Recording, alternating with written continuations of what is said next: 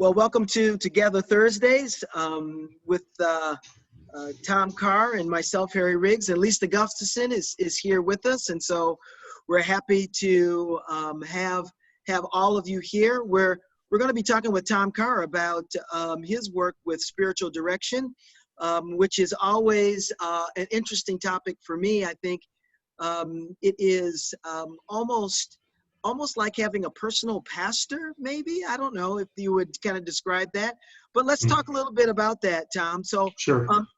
Give us a little background with your involvement with spiritual direction.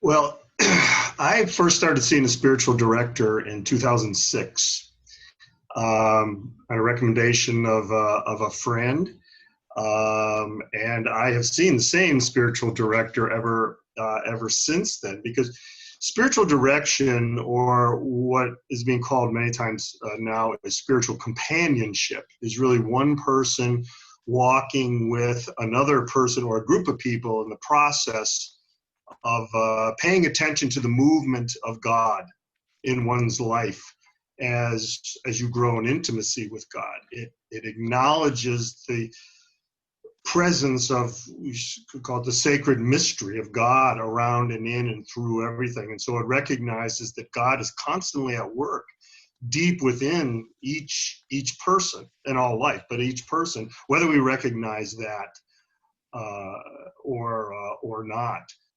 So spiritual direction, spiritual companionship really assists the person or a group of people in recognizing the ever-present, persistent work of the sacred, of God in one's life. Sometimes, too, the spiritual director is known as a soul friend. You've probably heard that Celtic Anam Cara, famous book from about 20 years ago.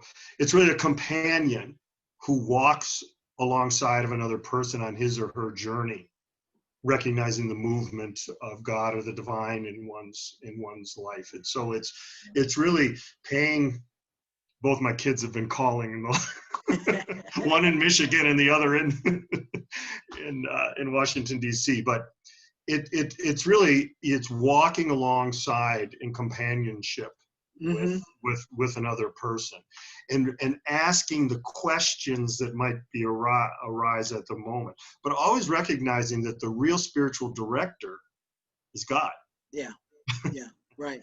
And it's not about giving advice or theological answers to those difficult, impossible questions. It's really, maybe we can talk about it later, but it's really about listening and helping another discover or discern one's deepest desires. Yeah. So sometimes, like my wife will say, "Come here, look at this," and we might be standing in the same space, and she'll say, "Hey, look at this," and it's like she saw something that I didn't see, and we were in the same space. Would it be kind of a little bit like that? It really can be.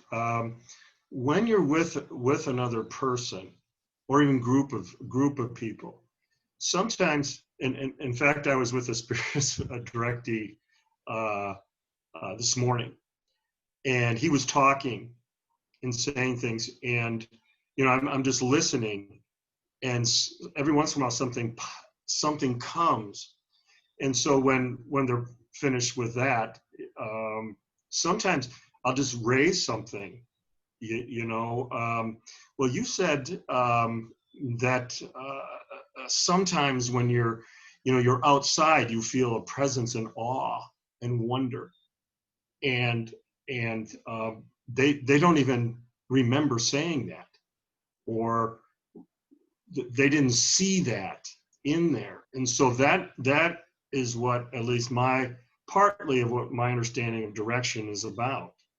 And that's why listening is so important. It's sometimes known as empathetic listening. You've probably heard that. It's listening, because there's all these different kinds of listening, and one is you listen, and then something sparks in you, and then okay, I'm going to respond while the other person keeps on keeps on talking. Listening is to open yourself to what that person is saying in the moment. And it could go from here to here and with all sorts of stuff in between, but it's trying to, every once in a while I'll sort of interrupt somebody because you can tell something really deep is going on. So then you ask a question with that. Mm-hmm. But there are times I'll be in a direction session and 90% of the time will be the other person talking, and me listening and just trying to help them see where God may be. And I don't know, that's the thing. So how long have you been doing this? The training program at the Spiritual Life Center in West Hartford, and there are several of these, it's called the Spiritual Internship Program. It's 2 years. So I've been a certified spiritual director since 2014. And there's the Spiritual Directors International that, I'm connected with. And say something about the training that you did. What did that entail? Well, that was pre-COVID. So we got together September through May, once a week on Wednesday evenings for 3 hours. And some was somebody, talking about different aspects of spiritual direction. There was a lot of, the academic work, if you will, was writing 2 and 3 page papers every once in a while, but it's reading. It is also a lot of training, a lot of personal training. And it really is, for me, it was listening. It was, I've always kind of thought I was a pretty good listener, but I would listen and then it was like, okay, now I'm going to respond. You know how that goes with folks. That's no. Yeah. It's a very highly respected spiritual director in my life says you start anywhere as a director and you follow it everywhere. So you most likely, and I hardly ever know what the person's going to come up with. We just go in open because, and two, when there's 2 people, one of the images is there aren't 2 chairs, there are 3 chairs, and that 3rd chair is God, who is the real director, whose presence is moving within not only the other person or the group of people, but yourself. Because there's discovery in that mystery and the sacredness alive in you as well. So that's, I'm sorry, I got a little off. Training, but that's a training, and we'll do one-on-one training. We'll do group direction training. There's a lot of different things. And are all those supervised? Kinda, yeah. Yes, they are actually. What happens is because there are 3 people at Spiritual Life Center. There are 3 people who are the primary leaders. And then when we broke up into those groups, like one-on-one, there often would be somebody who's an experienced spiritual director just sitting there, just listening. They wouldn't say a word. And then afterwards, after 20 minutes or whatever you did, then they'd ask questions, or how'd you feel about this and that, and those kinds of things. So, you're certified. Are there other forms of spiritual directors that might not be certified? And what does that mean? I really don't know what that would mean, because spiritual direction is, and in preparation for this, I remembered I'd read something. Spiritual direction is different than pastoral counseling. Because maybe a lot of pastors will read this, but I read this in Barbara Brown Taylor. Did you ever read Learning to Walk in the Dark? No. That book? Oh, it's a great book. Lisa has. I see her now. Yeah. And it came, this is a reflection of hers at the end of a day going caving, in West Virginia. If you to read it, I'll read it.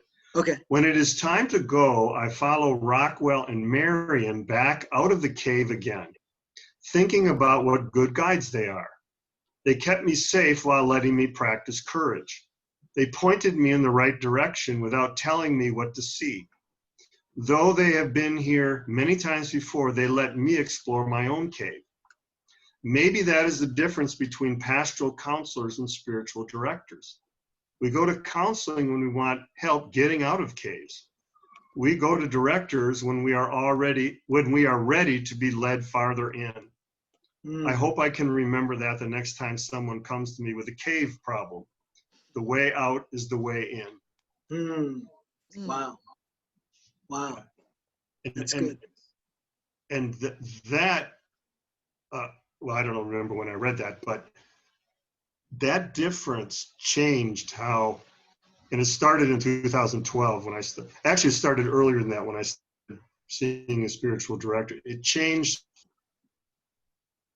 part of pastoral ministry. A lot more not advice giving, not, well, you should, try to read this book or do, that's not what it is. It's really, really listening to where God is at work in their lives. So wow, that's interesting. So you really have to, what they're teaching you is how to be attentive to both the person and to God in the moment. It seems like you're to help the person, you have to also be listening to God, to be quiet, to ask the question that might be appearing. Right. So yeah. So you've been a pastor for several of these years that you've been a spiritual director. Right. So how did you integrate that work of spiritual direction and pastoral leadership into your ministry? Well, one thing is in the last maybe 10 years, I've been seeing more and more people individually, and maybe that's the case for everyone in pastoral ministry. I mean, the times are so stressful, and that's not just in the last, couple of years. It's that kind of thing. So I've been seeing a lot more people that way, and it's we've also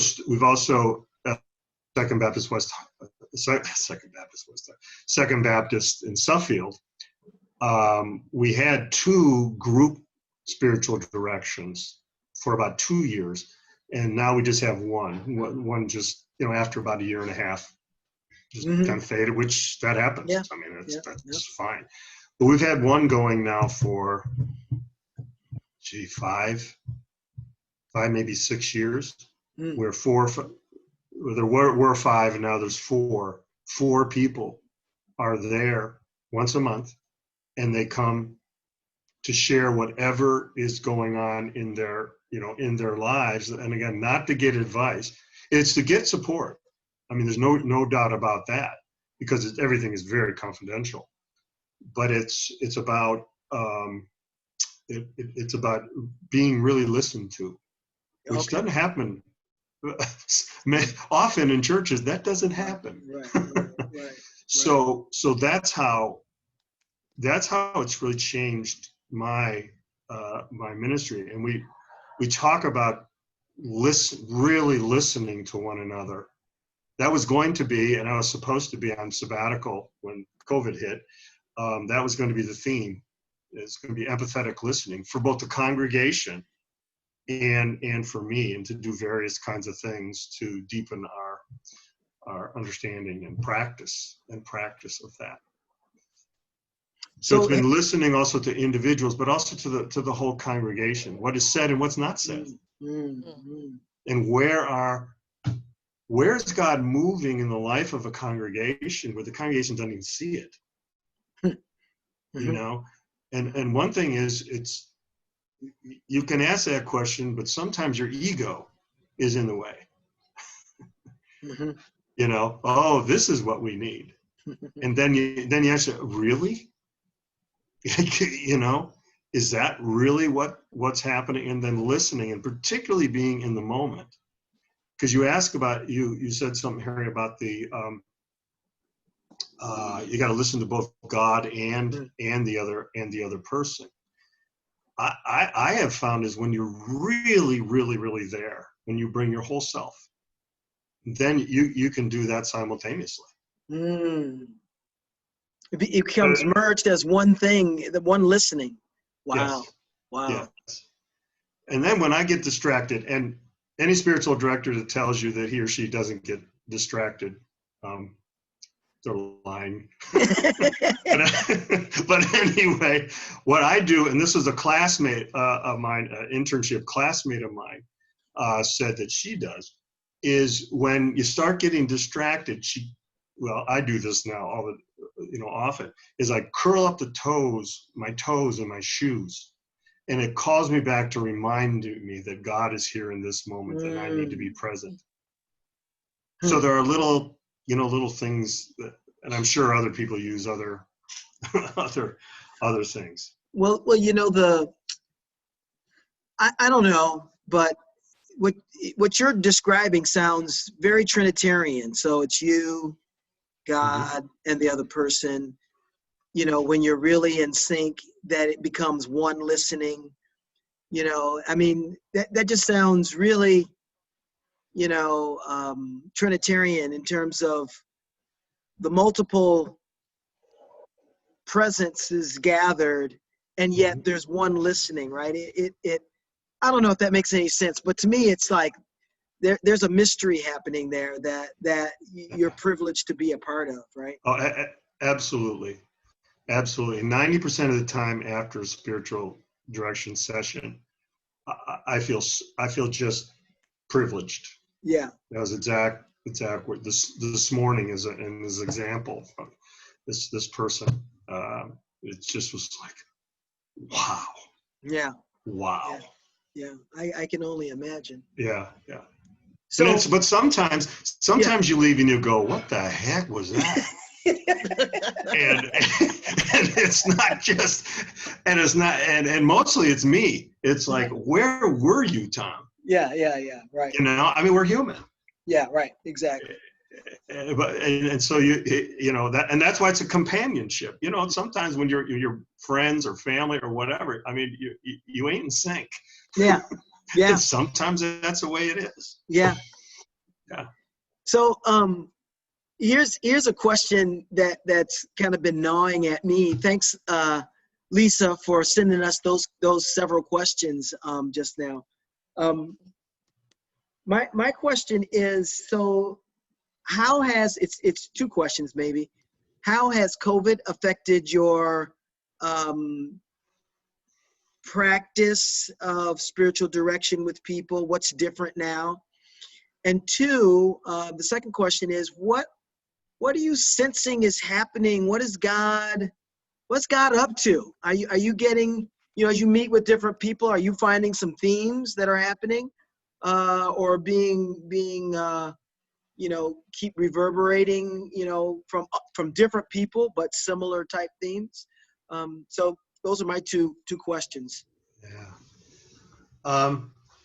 On a practical matter, on the first part of that question, at first I just wasn't comfortable doing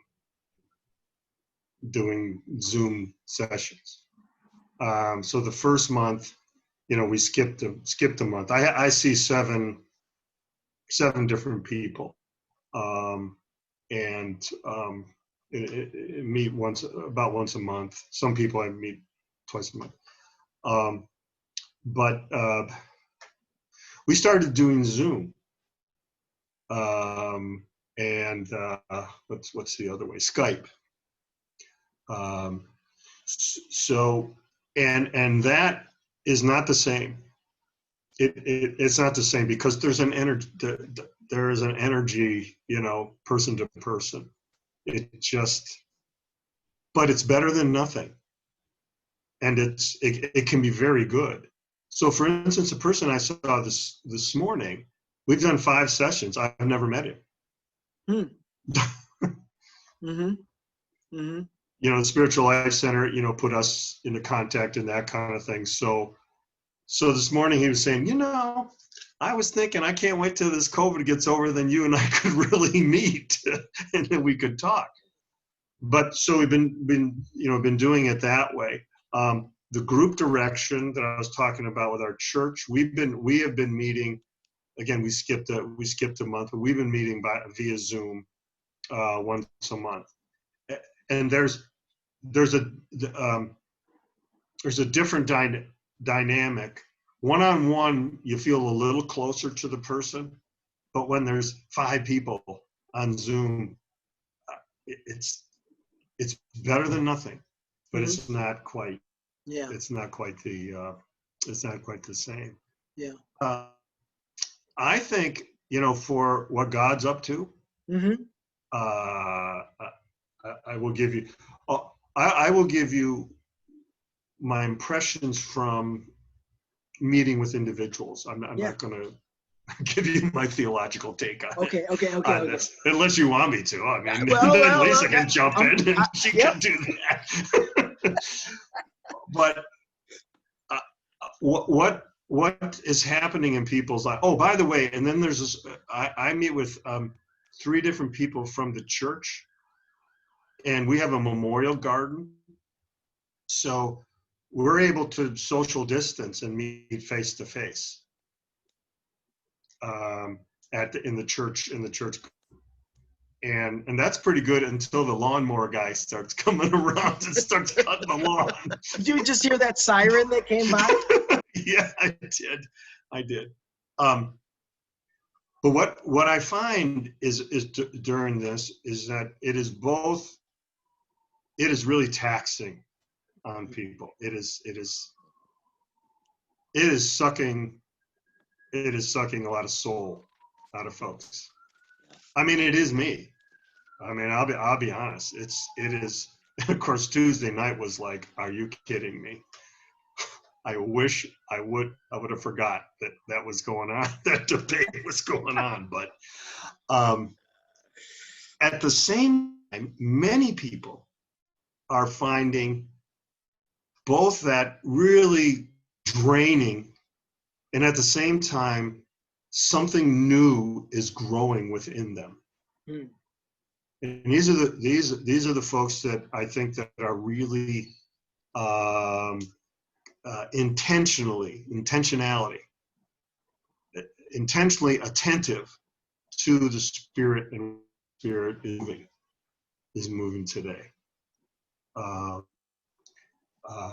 met with somebody last week, and then again somebody this morning, and they were just telling me, describing basically the same thing, but some of the creative juices are flowing, not just in their brain, but in their soul, in their spirit, in connecting with God in different ways. And one of those ways is going outside. They spend more time outside. And they're not having any great revelations or anything like that, except some. I remember one time somebody said, "Did you see the moon last night?" Oh my! Started to talk. The heavens are the glory of God, and the firmament proclaiming God's handiwork, which is the psalm for this week. But outside, I think I do spiritual direction with a couple of pastors, not American Baptist pastors, but with Episcopal, and they are finding creative ways of connecting with people in ways they never thought they'd ever do. Not just through the internet, but I think that dynamic, interpersonal dynamic, which doesn't come through all the way on the internet, but I mean, it's again better than not doing anything. So that's what I found. At the same time, it's like, oh my gosh, what in the world is going on? Yeah. It's like God's doing a new thing. Mm. What's that new thing that Mm. that God is doing? So that's so I got to tell the story, because we just had our annual meeting, and that was our theme, was that Isaiah passage that you just alluded to. God, behold, I'm doing a new thing, and then it says, can you not perceive it? Right? now, right. now here's the kicker about this, which I found interesting. This is kind of off topic, but I just found it interesting. That was all done in preparation for April annual meeting that we were planning. So we were back in like November, and that's where it came to topic. And the theme title was Trailblazing Through the Wilderness. So we had no clue. Anyway, it's kind of an aside, but I just, when you said that, I said I gotta share this, because that was just just one of those serendipitous things that you couldn't have orchestrated. But back to the question that I had was, what are you sensing in people? And so I heard a couple of things. One is that this is really tiring on the soul. But in spite of that there's something fresh, and this is how we got on this text. There's something fresh happening inside of them. And I identified from what you said 3 things. People are being more intentional to be outside, and therefore they're able to connect with the eternal presence because they've had to slow down. And when they go outside, they've been more sensitive and aware. And their creativity, their that awareness of their creative sense, of spiritual sense, has been awakened.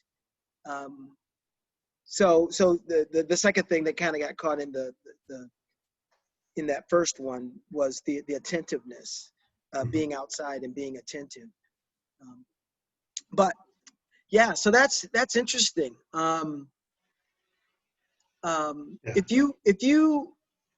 If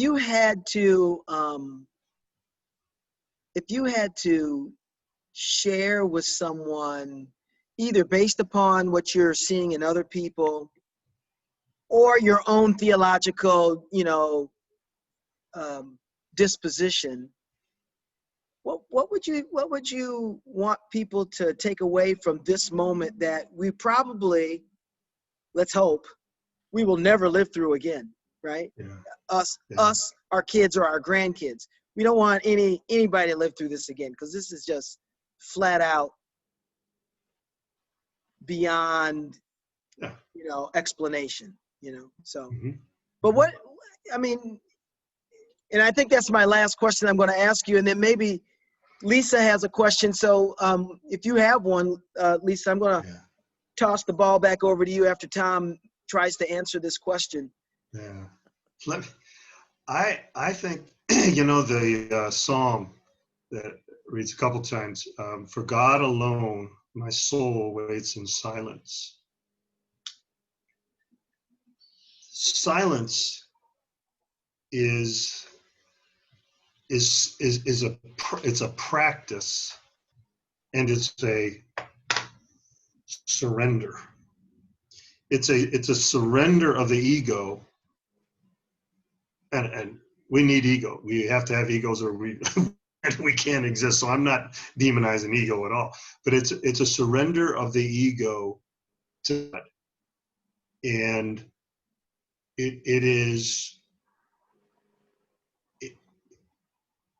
takes us deeper and deeper and deeper into a relationship with God that we might not even be able to consciously understand. But there it is. And from that silence, or that well, Richard Rohr put up this week or last week or something, Eddie Hillesum, talked about, and she was, of course, in a concentration camp when she wrote these things about we have to go to the well. There's a deep well within us, inside of us, and that God is at that well. So we've got to go to that well again and again and again. Or we can say we got to go to that silence with a capital S. Go to that silence over and over again. And that doesn't mean that it's pacifism, if that's the right way to put it. It doesn't mean you don't do anything. It's that you come from that place where, God is love. And love is what flows through the universe. It's the ground, in my estimation. It's the ground of all essence, and it's always moving. And that we have to go there over and over again. And from there, we can discern how to move forward in life out of this awfulness, out of this pandemic, from there. So it's not a retreat. It's not a retreat away from dealing with it. It's going deeper. It's actually going deeper into the pain and the struggle and that kind of thing. But under there, it's the silence. It's God. God is there. And so I think that's one of the things we can really learn from this. And just to be honest, because it's being recorded, to be honest, sometimes I'm pretty good at that. Many times, I am not. But that's what I would hope that I could be. But it's about a surrender. It's about a surrender to the living water, or to the silence that is God. Yeah, that's good.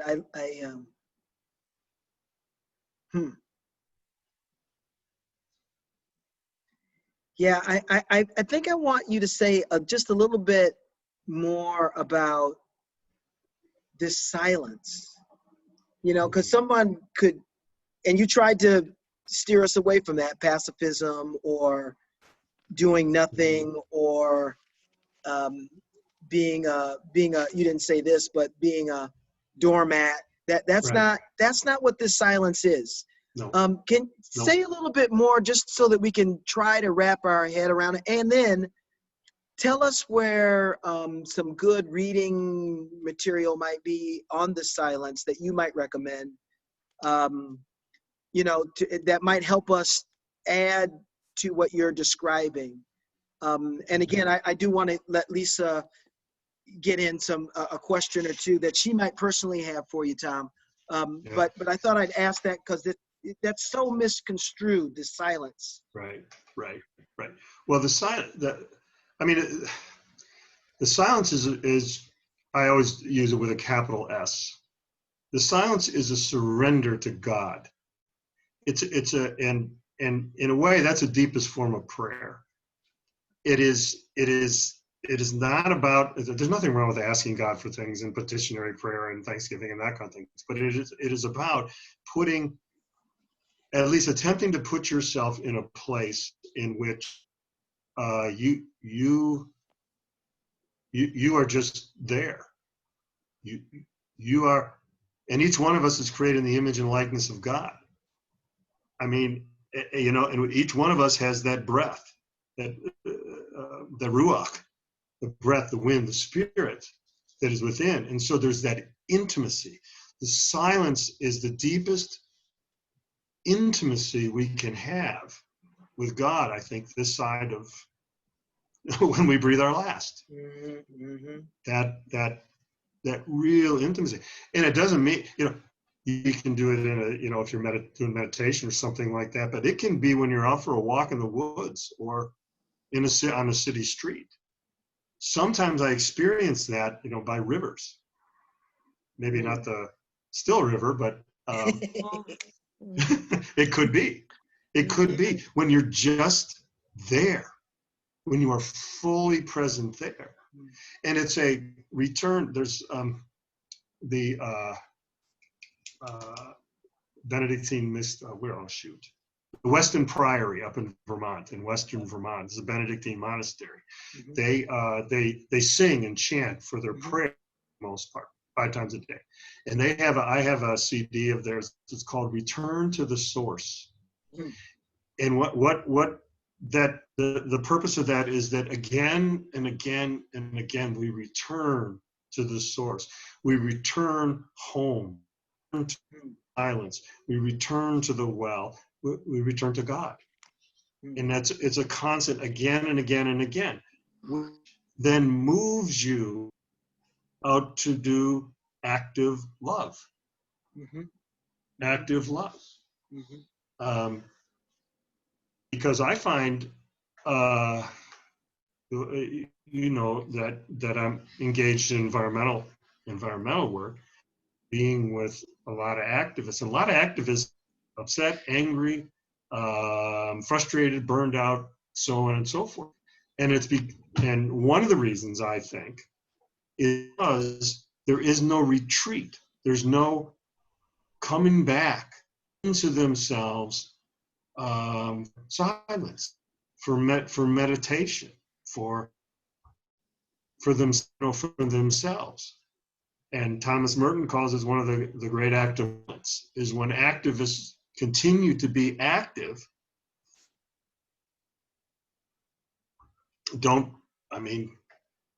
It's not necessarily violence, but it's they do violence to the cause, So it's that returning to the source and then going up.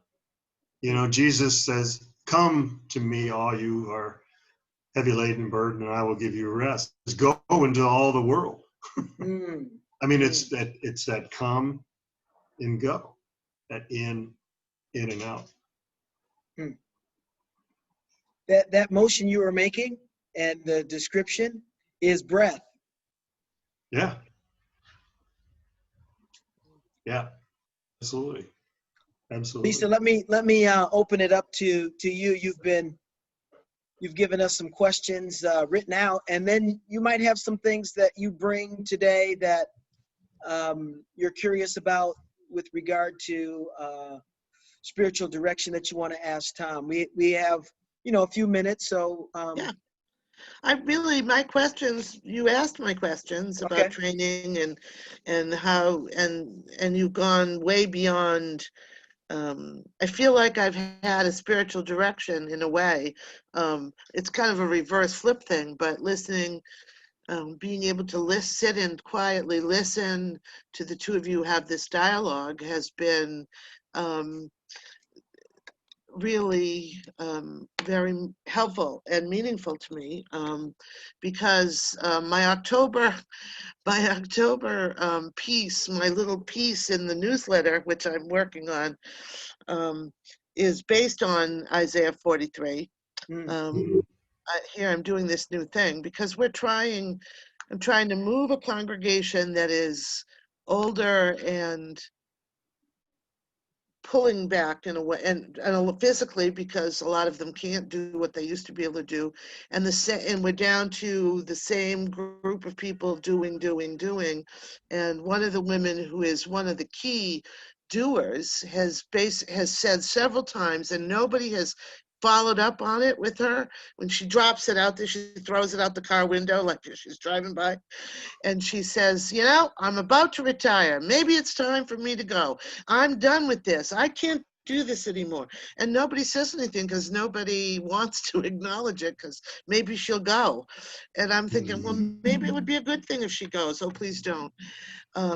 But I think what's been presented here about the spiritual direction, about the in and the out, Harry, I just loved that, come in here, go out there is the breath.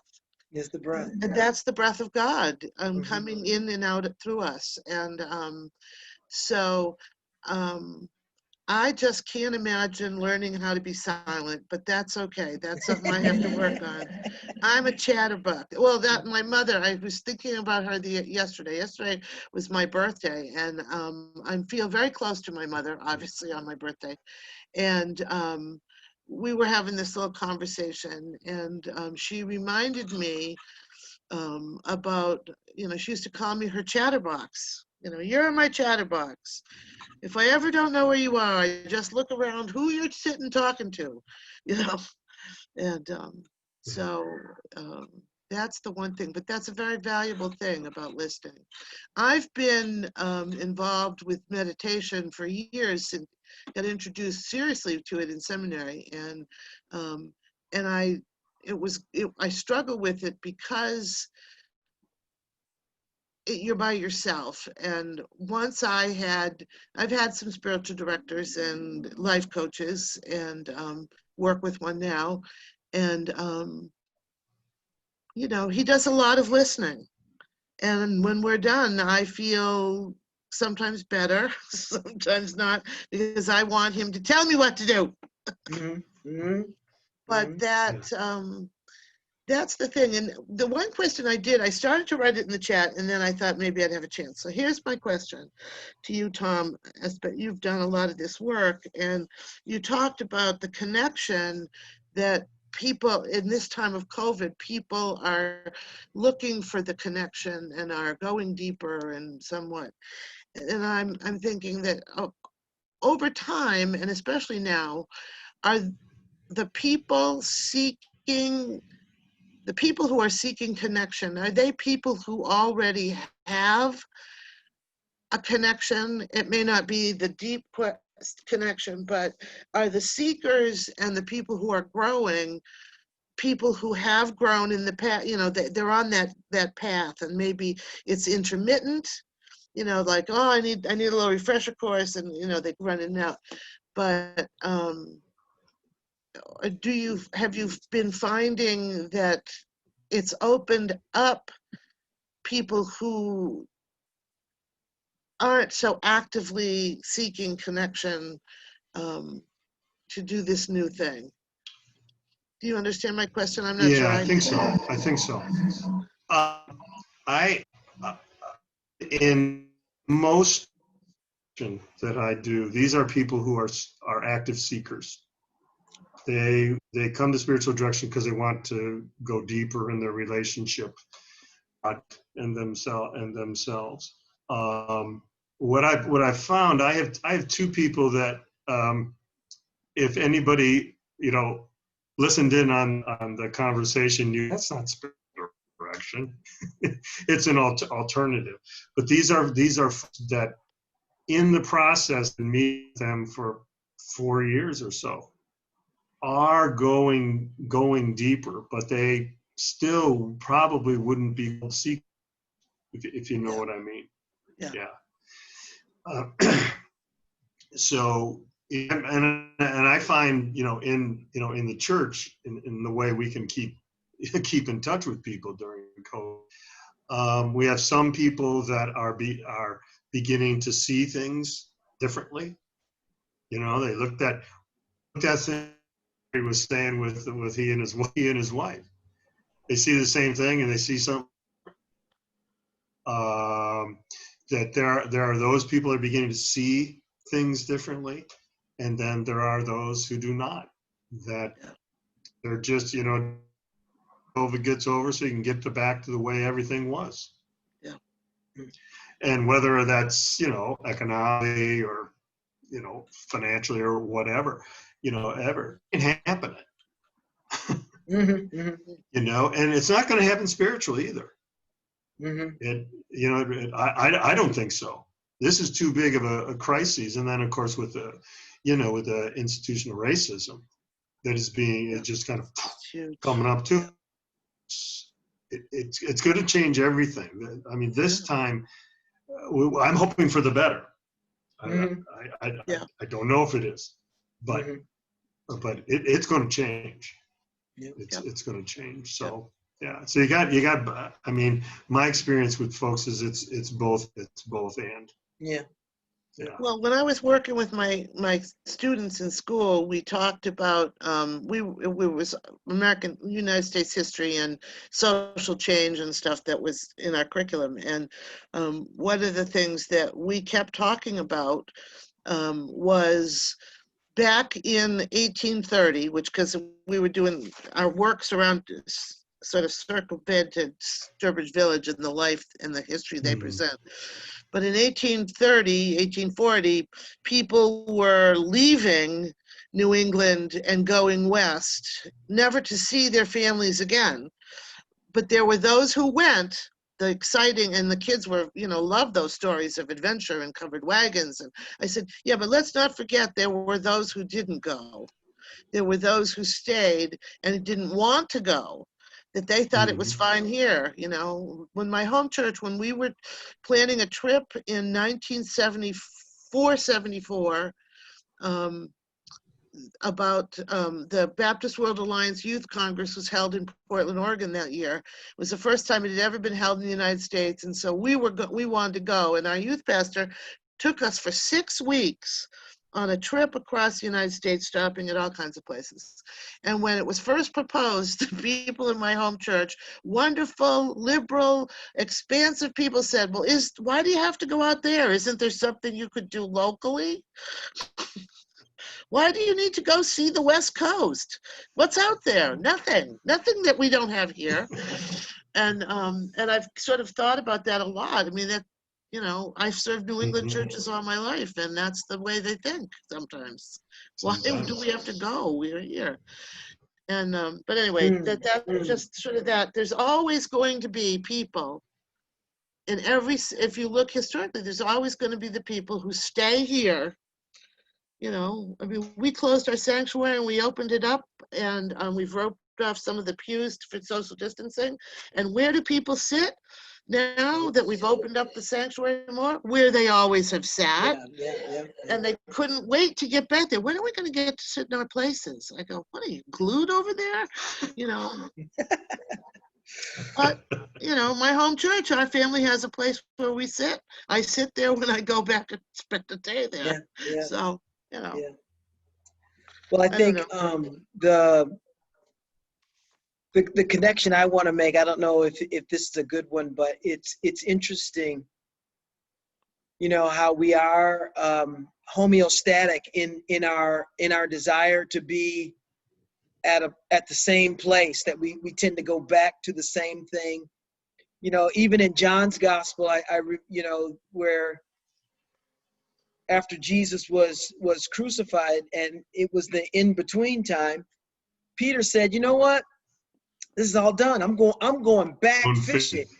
Right? I'm going fishing. And because that's what he knew. And I think the point I want to make is that it's a breath, that if we're going to move forward, that there has to be what Tom was saying, this retreat into silence, into God, and then going back out. And I think right now the thing has overtaken us, COVID and this time period. And we've been so busy some of us trying to get back to the way things were, that we haven't taken time or grieving, and there's nothing wrong with grief, because this is probably a good thing.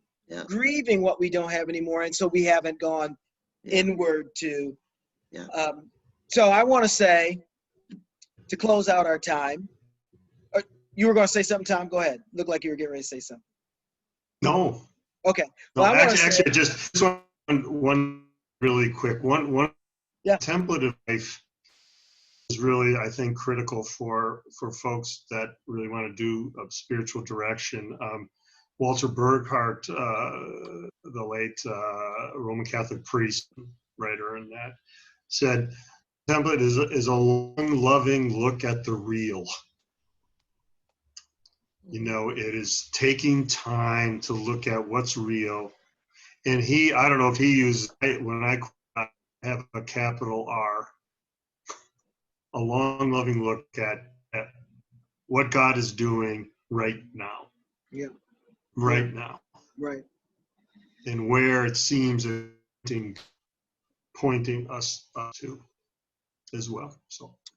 Well, and that's a great ending, a long, loving look. And so sometimes we need partners. This is where I wanted to go with this. Yeah. To help us to take a long, loving look, because sometimes it's scary in there. And it is intimidating in Yeah. that place. And,